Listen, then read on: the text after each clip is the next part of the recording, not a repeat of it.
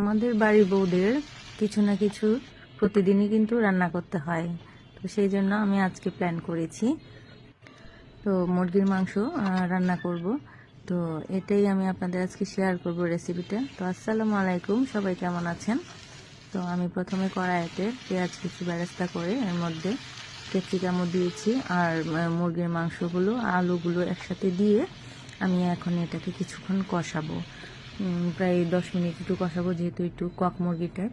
কষিয়ে তারপর আমি এটার মধ্যে কিছু হলুদ মরিচের গুঁড়ো দিচ্ছি, আর আদা রসুনের পেস্ট দিয়ে দিচ্ছি 1 চামচ করে। তো আমি এর মধ্যে কিছুটা টমেটো দিয়ে দিয়েছি। তো আমার কাছে জিরা নেই, তাই আমি কিছুটা পাটায় জিরা বেটে নিচ্ছি। তো আমি এখন জিরাগুলোও দিয়ে দিচ্ছি।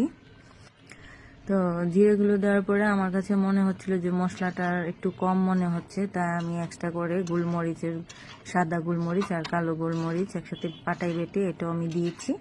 তো এই যে এটা দেখেন একটু তেলটা উঠে এসেছে।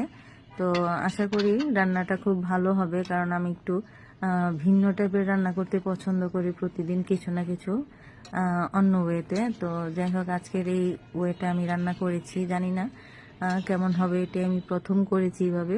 তো এখন খাচ্ছি, যা ভালোই লাগছে। ভালো থাকবেন, আল্লাহ হাফিজ, বাই বাই, টাটা।